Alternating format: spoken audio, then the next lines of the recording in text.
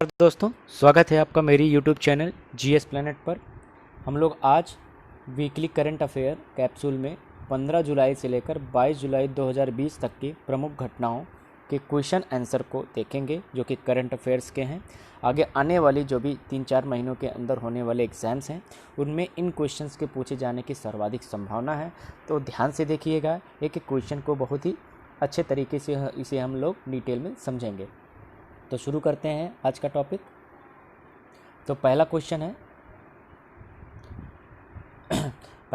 है world youth skill day यानी कि विश्व युवा कौशल दिवस कब मनाया जाता है। ये बहुत ही ज़्यादा इम्पॉर्टेंट है क्योंकि ये पूछा जाएगा। ये 14 जुलाई को मनाया जाता है, 15 जुलाई को मनाया जाता है, 16 जुलाई को या 17 जुलाई को। इसका सही आंसर होगा 15 जुलाई। प्रत्येक वर्ष 15 जुलाई को वर्ल्ड यूथ स्किल डे मनाया जाता है। विश्व युवा कौशल दिवस का अर्थ होता है कि जो हमारे विश्व में जितनी भी युवा आबादी है, यूथ हैं, उनको हम लोग स्किल्ड करें।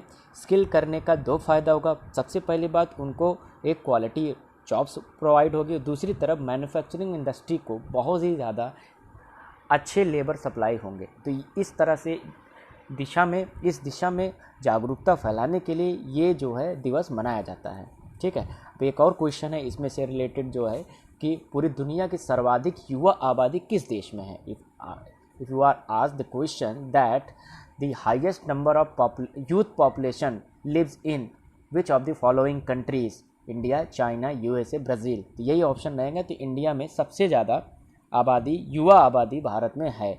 इसकी जो 65% आबादी है वो 29 से लेकर 59 के बीच में है। तो बहुत ही अच्छी बात है ये भारत के लिए। हम इसका इस्तेमाल करके आगे जो है अपनी डेमोग्राफी को डिविडेंस में कन्वर्ट कर सकते हैं। डेमोग्राफी मतलब अपनी जनसंख्या को डिविडेंस यानी लाभांश में कन्वर्ट कर सकते हैं, अगर ढंग तरीके से पॉलिसी को इम्प्लीमेंट किया जाए तो। चलो अगले क्वेश्चन पे देखते हैं। World day for international justice यानी अंतर्राष्ट्रीय न्याय दिवस कब मनाया जाता है। 14 जुलाई, 15 जुलाई, 16 जुलाई या 17 जुलाई। इसका सही आंसर है 17 जुलाई। ठीक है, अगला देखते हैं। तो ये क्वेश्चन था, ये इन दोनों क्वेश्चन का आंसर है, पढ़ लीजिएगा। बहुत ज़्यादा नहीं, बस कब मनाया जाता है ये इंपॉर्टेंट है। अगला क्वेश्चन बहुत ही ज़्यादा इंपॉर्टेंट है, बहुत ज़्यादा। ये ज्योग्राफी का क्वेश्चन है, लेकिन जो है क्या कहते हैं, जो करंट में था इसलिए मैंने ऐड किया है। डॉक्टर श्यामा प्रसाद मुखर्जी पोर्ट, ये हमने पिछले लेक्चर्स में कवर भी किए हैं।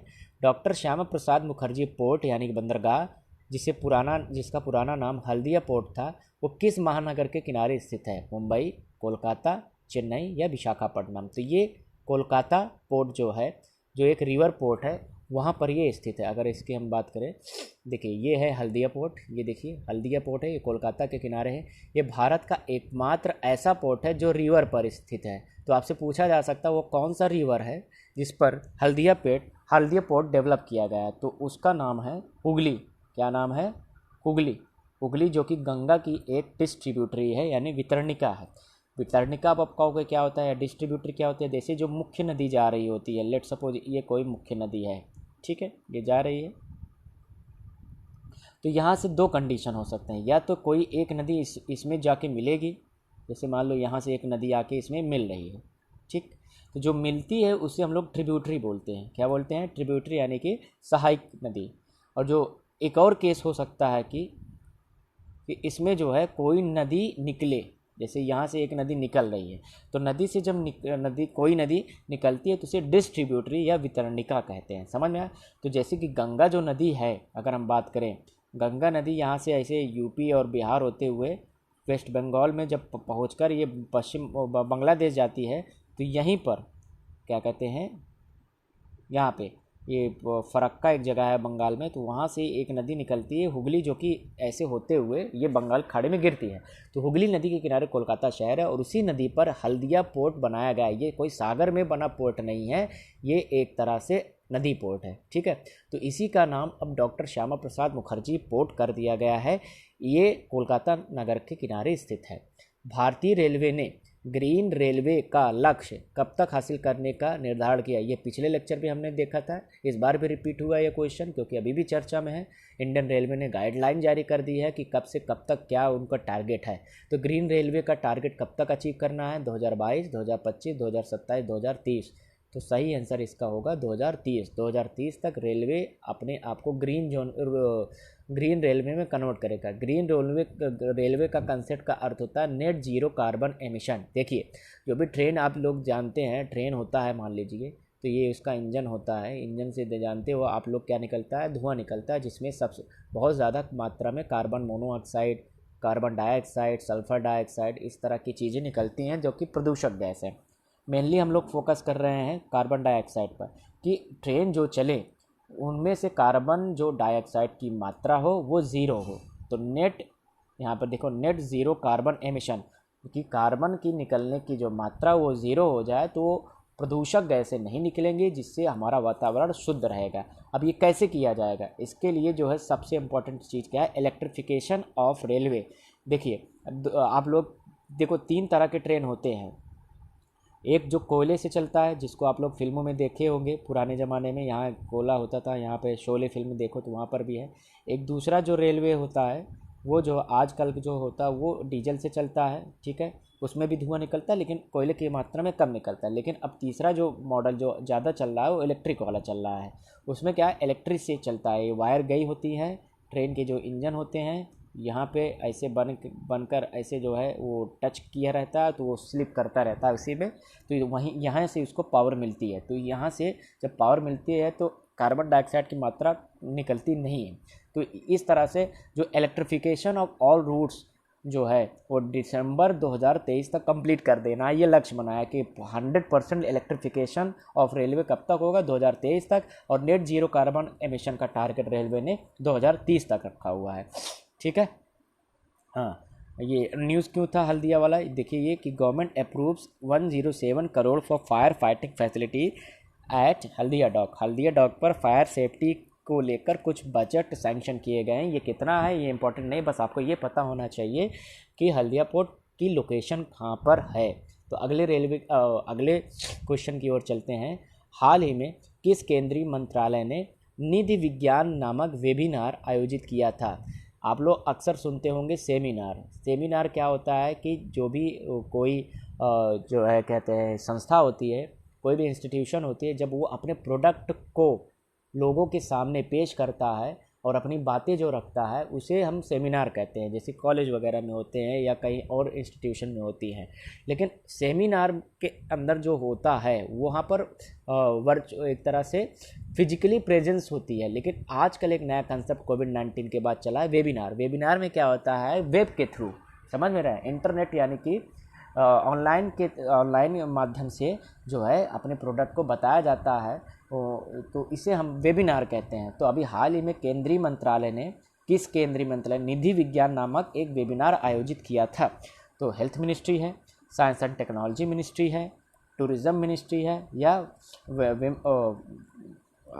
परिवार फैमिली एंड वेलफेयर मिनिस्ट्री है। तो कौन सा मिनिस्ट्री है, देखिए, निधि विज्ञान नामक जो वेबिनार आयोजित किया गया है वो पर्यटन मंत्रालय यानी कि टूरिज़्म को प्रमोट करने के लिए ऐसा किया गया है, ठीक है। आगे डिटेल देखेंगे, तब तक छठे क्वेश्चन को देख लेते हैं। छठा क्वेश्चन है, हाल ही में भारत सरकार ने प्रज्ञता, देखिए भारत सरकार जो भी इस तरह के नाम यूज़ करती है ना, इनको याद रखिएगा, ये बहुत पूछे जाते हैं घुमा फिरा के। हाल ही में भारत सरकार ने प्रज्ञता नामक दिशा निर्देश यानी गाइडलाइंस जारी किया है। इसका संबंध किससे है, मतलब किस क्षेत्र से है, किस क्षेत्र में ये गाइडलाइन जारी की गई है। डिजिटल एजुकेशन, आत्मनिर्भर भारत को प्रमोट करना, आयुष्मान भारत को इफेक्टिवली इम्प्लीमेंट करना, या प्रधानमंत्री किसान सम्मान निधि के बारे में। देखिए ये सारी योजनाएं हैं, इनको हम लोग जैसे जैसे इसके जो है इसको लेकर अपडेट होती रहते हैं, मैं इसको कवर करता रहता हूँ। देखिए जो प्रज्ञता नामक गाइडलाइन है वो डिजिटल एजुकेशन को प्रमोट करने के लिए लाया गया है HRD मंत्रालय के द्वारा। तो ये दोनों न्यूज़ के डिटेल हैं। जैसे पहला जो छठा क्वेश्चन था, ministry of tourism presents 41st webinar titled नाड़ी विज्ञान, सॉरी वो निधि विज्ञान नहीं है, नाड़ी विज्ञान है, गलत है, वो निधि विज्ञान नहीं है, ये नाड़ी विज्ञान है, इसको आप लोग करेक्ट कर लीजिएगा। नाड़ी विज्ञान, वो निधि विज्ञान टाइप हो गया था, ठीक है। तो नाड़ी विज्ञान कौन प्रमोट कर रहा है, देखिए नाम से लगता है स्वास्थ्य मंत्रालय, लेकिन स्वास्थ्य मंत्रालय नहीं कर रहा है, ये कौन कर रहा है, ये टूरिज्म मंत्रालय कर रहा है। क्यों? क्योंकि देखिए, a complete solution for spinal disorders under देखो अपना देश सीरीज। देखिए, देखो अपना देश नामक एक श्रृंखला आयोजित की गई है, अब लॉन्च किया गया है टूरिज्म मंत्रालय द्वारा, ताकि देश के अंदर जो टूरिज्म सेक्टर कोविड-19 के संकट के कारण मर गया है उसको फिर से रिजुविनेट यानी रिवाइव किया जाए, पुनर्जीवित किया जाए। तो उसको लेकर एक जो है वेबिनार आयोजित कराया गया था। और दूसरी तरफ union HRD minister Ramesh Pokhriyal Nishank ji, ये हरिद्वार से सांसद हैं, virtually releases Pragyata guidelines on digital education, digital education को लेकर प्रज्ञता नामक एक गाइडलाइन जारी किया गया है। इसमें क्या है समझिए। देखिए, कॉलेज स्कूल सब बंद चल रहे हैं, इसलिए ऑनलाइन एजुकेशन का दौर जो है बहुत ही प्रभावी तरीके से आगे बढ़ रहा है। हम और आप भी ऑनलाइन माध्यम से ही पढ़ाई थोड़ी बहुत कर पा रहे हैं। तो इसमें क्या है, इसको लेकर अभी तक कोई गाइडलाइंस नहीं हुई सरकार की तरफ से कि कितने घंटे ऑनलाइन क्लासेस चलेंगी, एक घंटे और दूसरे घंटे के बीच में ड्यूरेशन कितना रहेगा, इंटरवल टाइम कितना रहेगा, इसको लेकर गाइडलाइन जारी किया गया है। जैसे कि कोई भी वीडियो 30 मिनट से ज़्यादा नहीं होनी चाहिए, ऐसा जो है सरकार की गाइडलाइन कहती है। मतलब कोई भी लेक्चर, वीडियो नहीं, कोई भी लेक्चर 30 मिनट से ज़्यादा नहीं होनी चाहिए, या 3 रेगुलर क्लास के बीच में एक 15 मिनट का ब्रेक होना चाहिए इस तरह। क्योंकि लगातार आप सिस्टम में बैठे रहने से क्या होता है कि आपकी फिजिकल और मेंटल एबिलिटी पर असर पड़ता है। इसीलिए इस तरह के गाइडलाइन की बहुत ज़रूरत थी और सरकार इसको लेकर आई है। अगला क्वेश्चन है निष्ठा कार्यक्रम। ध्यान दीजिए, खूब कार्यक्रम लॉन्च हो रहे हैं इस समय। निष्ठा कार्यक्रम किस मंत्रालय, किस मिनिस्ट्री द्वारा इनिशिएट किया गया है? Is it finance ministry, defence ministry, home ministry, HRD ministry, human resource and development ministry यानी मानव संसाधन विकास मंत्रालय, जिसे अब बाद में इसे शिक्षण मंत्रालय या शिक्षा मंत्रालय के नाम से जाना जाएगा। निष्ठा कार्यक्रम की शुरुआत एचआरडी मिनिस्ट्री के द्वारा की गई है। इसमें क्या किया जाएगा, इसमें जो टीचर्स हैं उनको और ज़्यादा अपग्रेड करना, उनके कौशल को बढ़ाना, इस तरह की चीज़ें किया जाएगा, ऑगमेंट किया जाएगा उन्हें। अगला क्वेश्चन है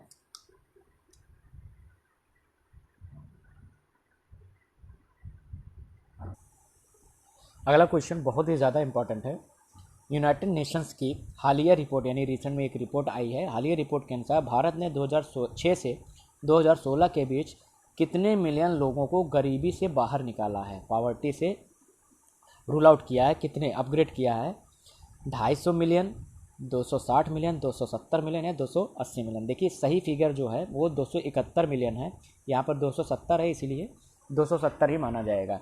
तो लगभग 270 मिलियन यानी 27 करोड़ लोगों को 2006 से लेकर 2016 के बीच में जो है गरीबी रेखा से भारत सरकार ने लोगों को बाहर निकाला है। और ये बहुत बड़ा अमाउंट है। दुनिया में सबसे ज़्यादा गरीबी में काम करने वाला देश इन 10 सालों में भारत ही है, यूनाइटेड नेशन की रिपोर्ट के अनुसार। और उस रिपोर्ट का नाम है MPI, multi dimensional poverty index. जो यूपीएससी या स्टेट सिविल सर्विस की तैयारी करते हैं वो मल्टी डायमेंशनल पॉवर्टी इंडेक्स को पढ़ते हैं। बाकी और वनडे एग्जाम में इतना इंपॉर्टेंट नहीं है। ये समझिए, जो HDI आता है, ह्यूमन डेवलपमेंट इंडेक्स, मानव विकास सूचकांक, उसी से मिलता जुलता ये इंडेक्स होता है। देखिए, इस रिपोर्ट में ये भी कहा जाता है कि गरीबी रेखा से दूर करने में जो सबसे बड़ी योजना काम आई है वो है MG नरेगा। इसका फुल फॉर्म क्या है? Mahatma Gandhi national rural employment guarantee act.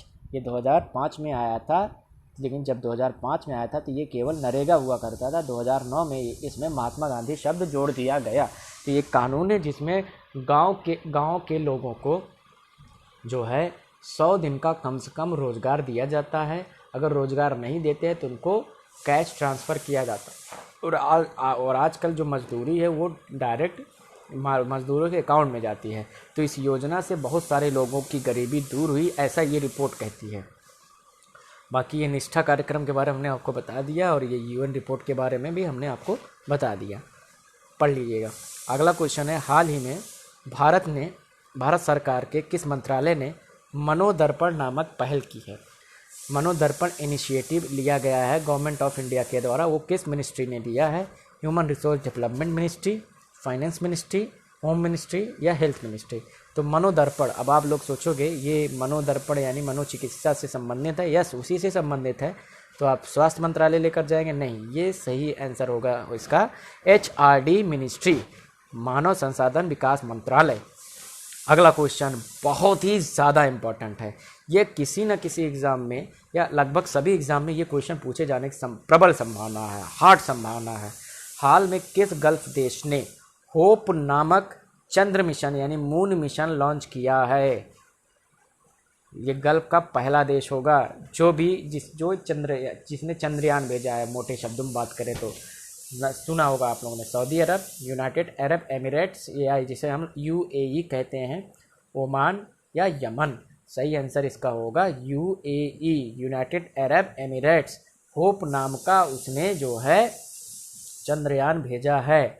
देखिए एचआरडी मिनिस्टर ये है, ये initiative to provide psychological support to student को साइकोलॉजिकल यानी मनोवैज्ञानिक जो सपोर्ट है वो देने के लिए मनोदर्पण नामक प्रोग्राम लॉन्च किया गया है। पढ़ लीजिए, बस इतना इम्पोर्टेंट नहीं है। अगला जो है UAE launches its first space mission to Mars from Japan. यहाँ जापान के सहयोग से यूएई ने ये जो है मिशन लॉन्च किया है। यूएई की अगर हम बात करें तो इसकी लोकेशन देख लेते हैं। देखिए ये है गल्फ़ कंट्रीज़, इधर अफ्रीका कॉन्टिनेंट है और ये पूरा का पूरा गल्फ़ रीजन है। गल्फ़ रीजन में देखिए सऊदी अरब है, उसके नीचे यमन है और ये ओमान है। सऊदी अरब और इधर इजिप्ट है, इधर सूडान है।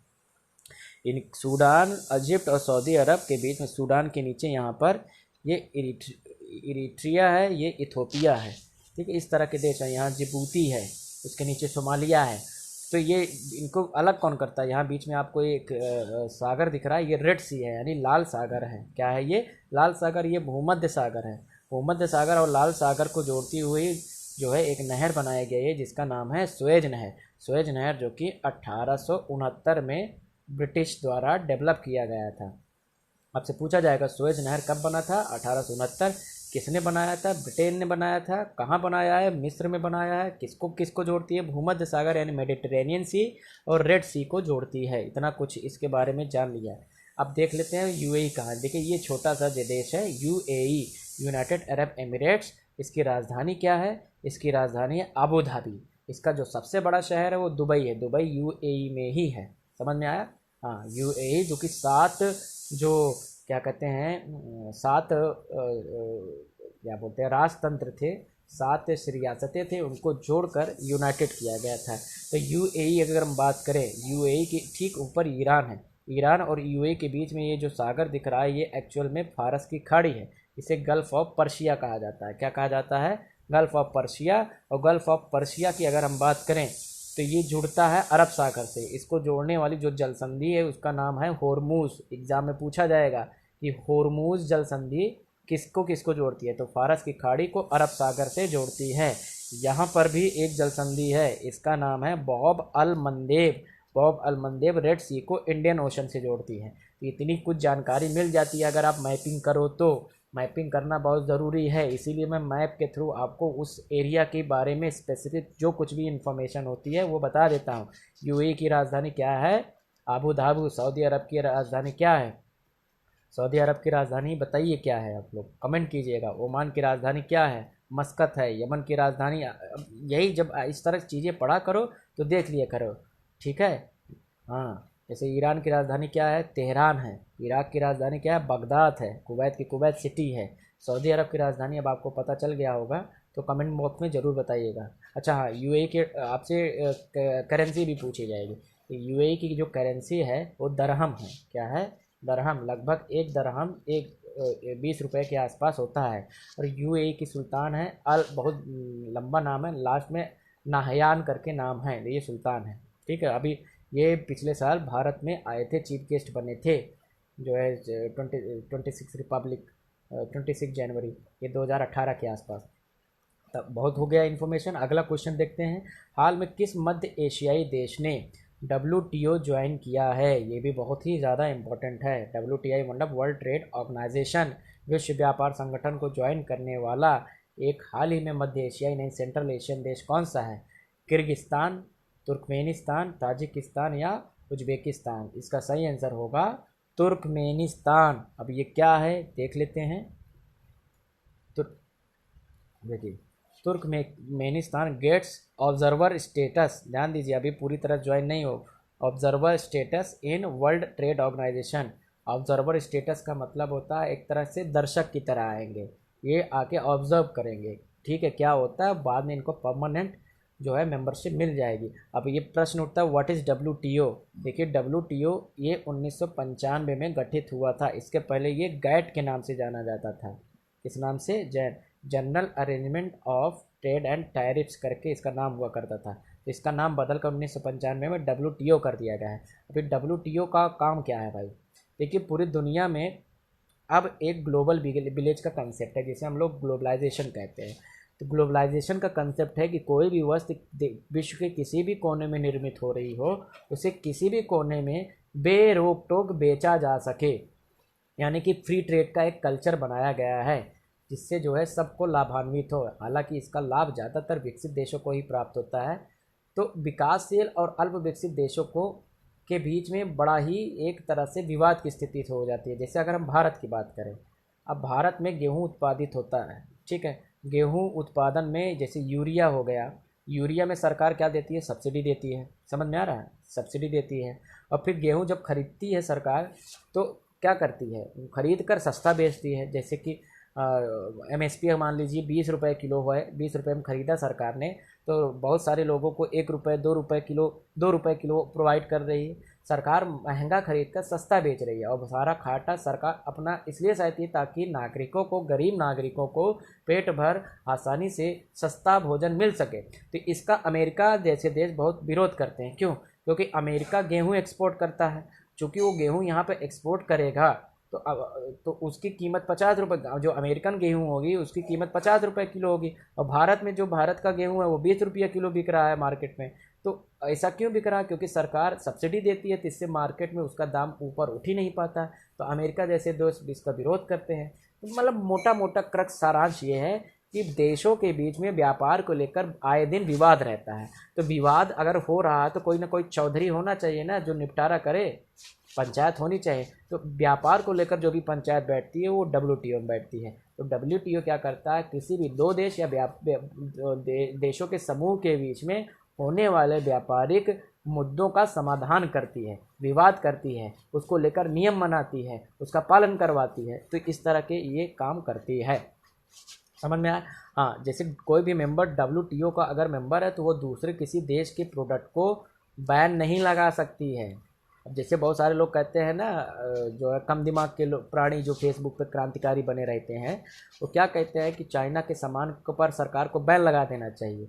अरे तो बैन का कोई आधार होना चाहिए ना। ये थोड़ी ना कह सकती है भारत सरकार कि हमारे यहाँ राष्ट्रवाद चरम पर है इसलिए हम चीन के जो है प्रोडक्ट पर जो है क्या कहते हैं बैन लगाते हैं। ऐसा कोई ग्राउंड नहीं काम कर पाएगा, क्योंकि WTO के हम मेंबर हैं, तो हम ऐसा नहीं कर सकते। अगर ऐसा करते हैं तो WTO से हमारी मेंबरशिप चली जाएगी, तो व्यापार पर असर होगा, हमारा जो एक्सपोर्ट होता है उस पर असर होगा, हम दुनिया से अलग थलग हो जाएंगे। इसीलिए जो चाइना के सामान आते हैं भारत में उसकी रोक लगाने कोई सलूशन क्या है? सलूशन ये है कि हम लोग सब दो चीज़ों पर काम करें। सबसे पहली बात तो हम उस पर से अपनी निर्भरता को कम करें, और दूसरी बार वहाँ पर जो भी प्रोडक्ट सस्ते और क्वालिटी वाले हमको मिलते हैं हम उसका उत्पादन देश में ही करें। विकल्प दो ना सरकार। पहले झालर 10 रुपया 50 रुपये में अगर वो बना के दे रहा है तो हम क्यों नहीं बना पा रहे हैं? हम भी बनाएं। अब ऐसा नहीं हम झालर बंद कर दें वहाँ से, तो वो केवल चाइना वाला थोड़ी ना। अब चाइना से आया दिल्ली में होलसेल में बिका, वहाँ से गया सप्लायर से रिटेलर, तो कई पूरी चेन, उसके अलावा कुली, उससे अप्रत्यक्ष जुड़े हुए लोग, पैकेजिंग के लगे हुए लोग, तो सब कमा रहे हैं ना भैया।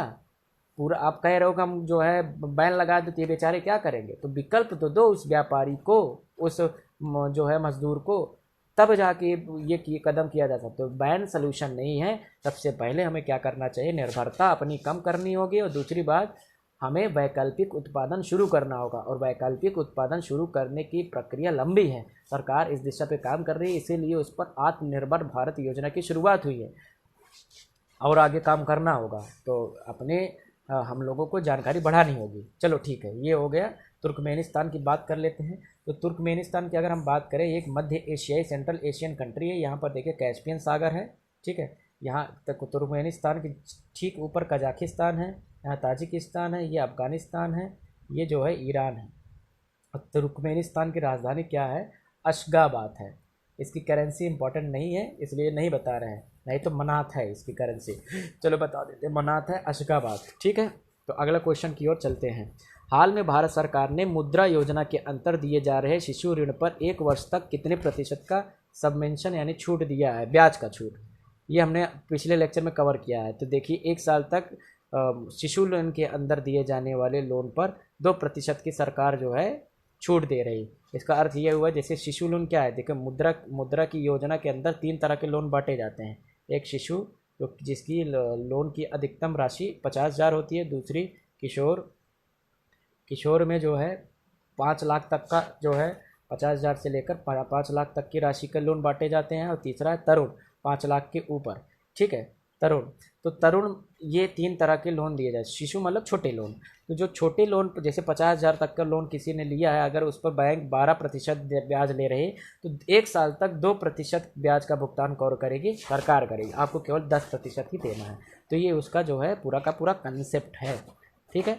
हाँ, अगला जो है बहुत इंपॉर्टेंट क्वेश्चन है, पोवा फॉरेस्ट रिजर्व किस राज्य में स्थित है। अभी हाल ही में इसे जो है वाइल्ड लाइफ सेंचुरी का दर्जा दिया गया है। तो ये असम में स्थित है। कहाँ पे है, असम में। अभी एक दिग्बो क्या नाम था, दिहांग पटकाई जो वाइल्ड लाइफ सेंचुरी थी उसे नेशनल पार्क का दर्जा देती है असम की सरकार ने, और पोवा जो फॉरेस्ट रिजर्व था उसको वाइल्ड लाइफ सेंचुरी बना दी है। ये दोनों न्यूज़ है, वो आप लोग पढ़ लीजिएगा। तो आज का टॉपिक यहीं पर समाप्त होता है। ये पहला इस करंट अफेयर्स का 13 क्वेश्चन, ये पहला पार्ट था। वीडियो थोड़ा लंबा हो रहा है इसलिए 2 पार्ट में लेकर आ रहे हैं, क्योंकि बहुत सारी चीज़ें छूट जाती थी। तो अगला जो खंड है वो कल मैं अपलोड कर दूंगा, या मोस्ट प्रॉब्ली आज ही अपलोड कर दूंगा। ठीक है, तो आज के लिए इतना ही। आप लोग जो है, जो ये PDF है इसका जो है मेरे डिस्क्रिप्शन सेक्शन में आपको मिल जाएगा, टेलीग्राम चैनल पर, तो वहाँ पे अपलोड हो जाएगा। ठीक है, तो आज के लिए इतना ही। Thank you all.